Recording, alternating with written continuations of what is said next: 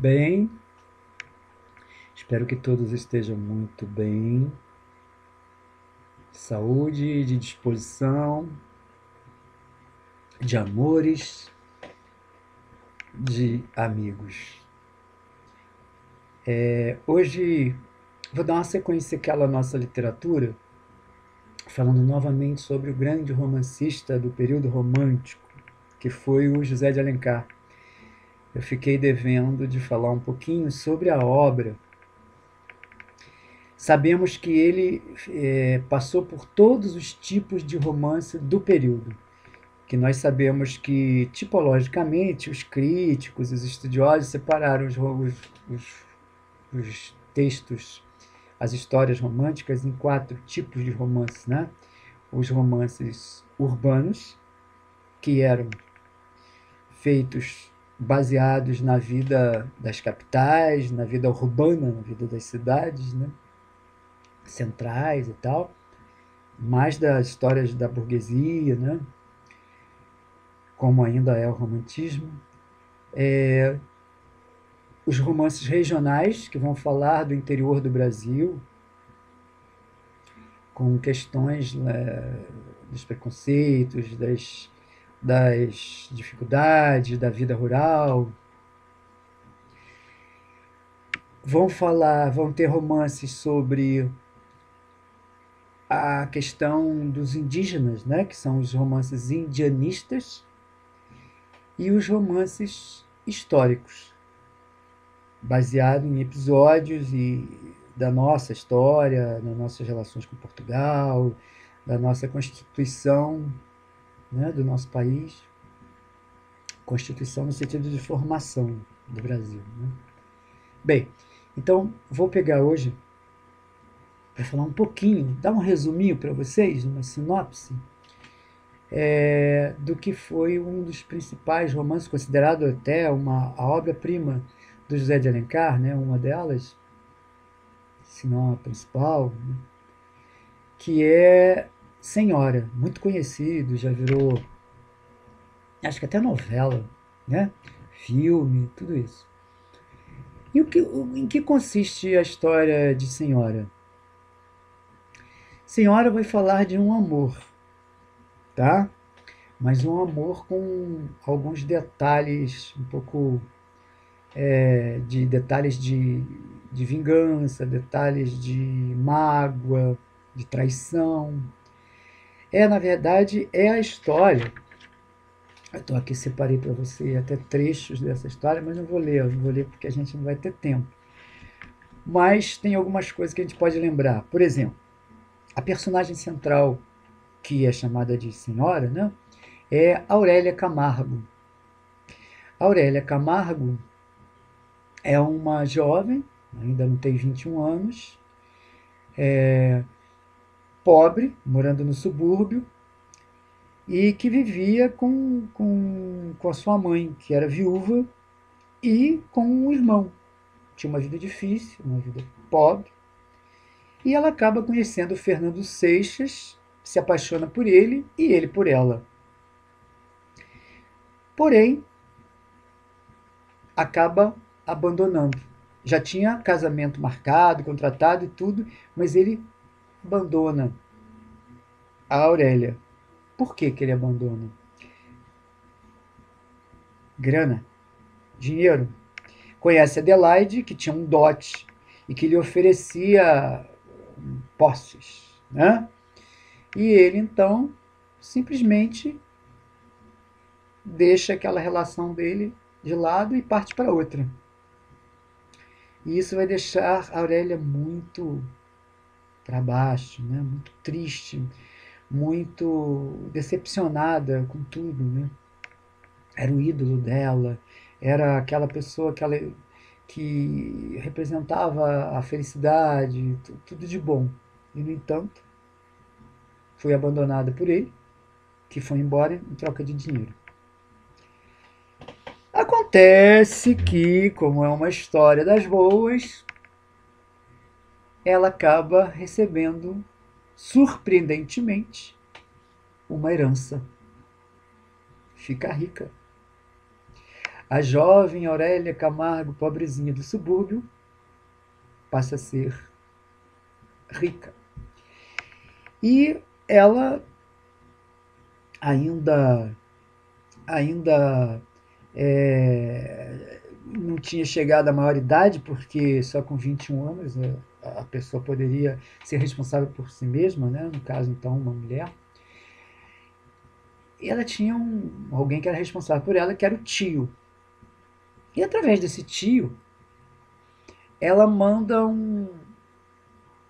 uma proposta para o Fernando Seixas, sem dizer que era ela. Anonimamente, ela envia a seguinte proposta, para que ele se case com ela. Só que sem saber quem é, tá? Sem saber quem é a pessoa. Só vai conhecê-la no dia do casamento. Mas para isso, ela pagaria para ele uma boa quantia, um bom dinheiro. E aí, ele topa, mesmo sem saber quem é. Vocês vejam, hein? E quando chega no dia do casamento, bom, ele assina o contrato, tudo isso. Aí chega no dia do casamento, é que ele descobre quem era. Faz-se o casamento, eles vão para casa e na hora ela mostra sua vingança para ele. Ele está nas mãos dela, porque ele foi comprado por ela. E agora ele vai ficar ali, só que quarto separado. Ela mostra para ele tudo de ruim que ele fez para ela e como ela gostava dele e que ele, na verdade, não foi para outra por amor, foi simplesmente por interesse, e manda ele para o outro quarto e eles passam a viver uma vida assim, uma vida tensa no seu próprio lar, ela submetendo a ele daquela forma de rígida e nada amistosa, né? Cheia de animosidade, que é o termo, né? Quando a gente trata alguém de uma forma mais dura, né? Com desdém. E eles ficam vivendo aquilo, mas para a sociedade, para ir às festas e aos encontros e tal, eles se apresentavam como um casal que se dava muito bem, é só de aparência, né? Porque, na verdade, na essência, lá dentro de casa, a coisa era diferente. Mas o tempo vai passando e ele acaba trabalhando muito e tendo sorte também, ele consegue recolher um certo dinheiro e para comprar, e agora ele tem a possibilidade de comprar a sua libertação. Pagar a ela o que lhe devia pelo contrato que assinou, e então ficar livre daquela situação. Né? E ele faz isso, e quando os dois estavam se despedindo, no momento da despedida para sempre, o que acontece? Tchan, tchan, tchan, tchan. Adivinha, adivinha. Os dois se abraçam, se enlaçam e declaram um amor, o grande amor que, na verdade, ela também tinha, né? Que ficava fazendo aquilo tudo, na verdade, era uma tremenda dor de cotovelo, né? E ele, então, durante aquele período e aquele tempo todo, também guardava um bom sentimento por ela, apesar de tudo, né? Aprendeu a valorizar o seu amor. E aí os dois acabam juntos e felizes para sempre. Esse é o resumo de Senhora. E Senhora tem um detalhe, porque toda obra literária e toda obra de arte, para ela ser arte, ela se expressa de uma forma bem trabalhada. Então não é só o conteúdo, a historinha, é como que essa história é escrita, como que é feita, né? Então nós falamos em arte que toda arte tem forma e fundo. O fundo são os temas, é aquilo que está falando, aquilo que está sendo expresso. E a forma é o como aquilo está sendo expresso. E o como dessa obra também era singular, era especial, porque ele escreve, quando começa a história, por exemplo, já está lá adiante, já está no momento adiante, depois que já tudo aconteceu. Aí então, no outro capítulo, já vai voltar. E assim o tempo vai e volta. Isso é uma forma diferente, inclusive para a época, de escrever e que ele domina muito bem. Alencar era um bom romancista. E então, não só pelo conteúdo, mas também pela forma, é considerado um bom romance. E até hoje é um sucesso esse romance. Então, forma e fundo. E quero só chamar atenção para vocês para uma coisa, quer dizer, ele não, na verdade, eu poderia perguntar a vocês, ele só está falando do amor ou ele está denunciando alguma coisa, hein? Um momentinho. Pensem.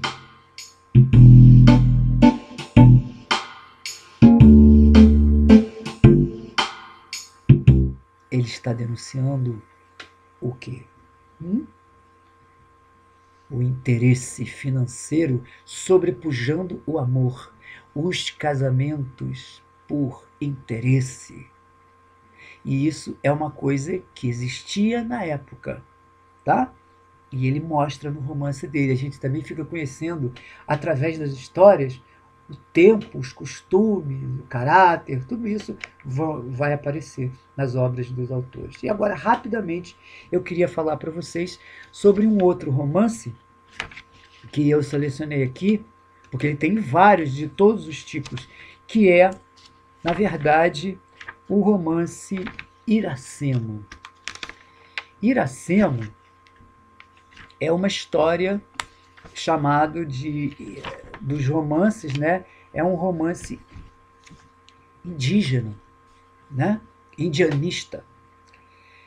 É escrito, aquela parte que eu falei da forma, escrito de uma forma muito bonita, cheia de imagens, de metáforas, de figuras de linguagem, com muitos adjetivos, muito subjetivismo, muita interioridade, descrito quase como uma música às vezes. Por isso que é considerado por muitos críticos como um poema em prosa. Poema, vocês sabem, tem aliterações, né, que são repetições de consoantes, tem assonâncias, muitas vogais, as palavras cantam, as palavras são musicais, e ele escreve esse romance como se fosse um poema. O romance é prosa, a poesia, né, está no poema, mas a poesia, o poema, aliás, tem poesia, mas aqui também, neste romance, aparecem muitas imagens poéticas, é como se fosse um poema, então. E o que é a história de Iracema? Iracema é uma índia e vou fazer um resuminho para vocês. Desenvolve, na verdade, é como se fosse uma lenda da fundação do Ceará e do nascimento do primeiro brasileiro, através do amor de Iracema, com Martim, que era um português. Então seria assim, o amor da nativa, que era a indígena, com o colonizador, que era o português. E desse encontro nasceria o primeiro brasileiro, que é chamado de Moacir, vai ser chamado de Moacir, o filho dos dois. Mas como é que acontece isso? Iracema encontra Martim andando pela floresta e acaba se defendendo, dando uma flechada que machuca, depois ela vai lá, trata dele e acaba levando para a sua tribo lá, a sua aldeia, né? Ela é filha do chefe, né, do Araquém, E ela acolhe o Martim na cabana do seu pai, Araquém. Começa a se apaixonar por ele e ele por ela, tá? Então, só que ela era guardadora dos segredos da Jurema, né? E aí ela era responsável, era quase como ela tinha feito um voto de castidade, tá? Porque ela era guardiã dos segredos da tribo, dos segredos espirituais, dos segredos da Jurema. Ela não podia se unir a ninguém, mas ela fica apaixonada por ele. E aí ela acaba tornando-se esposa dele. Por causa disso, ela tem que abandonar a tribo, ela quebrou o voto de castidade e segue com ele. E acaba por dar à luz a um filho. E que, depois de um certo tempo, que é o Moacir, que simbolicamente, como eu já disse, está escrito aqui, representa o homem brasileiro, tá? Nascido da raça índia e da raça branca. O Martim acaba partindo,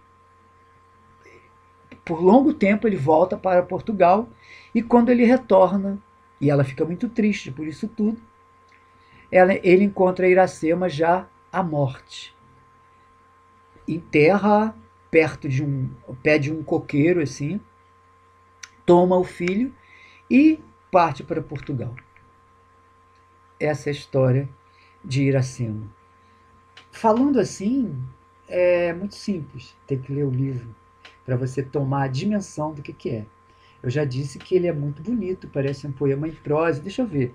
Tem aqui um trechinho sobre que ele faz a descrição da Iracema, que seria muito interessante se a gente pudesse ver. Eu acho que não vai dar tempo da gente ver, senão vai ficar muito longo, né? Fica para uma próxima vez, porque o trecho é longo. Eu farei, se possível, um outro vídeo falando um trechinho da Iracema, tá? Mas eu convido a vocês para que leiam, ok? Um grande abraço e até a próxima. Valeu!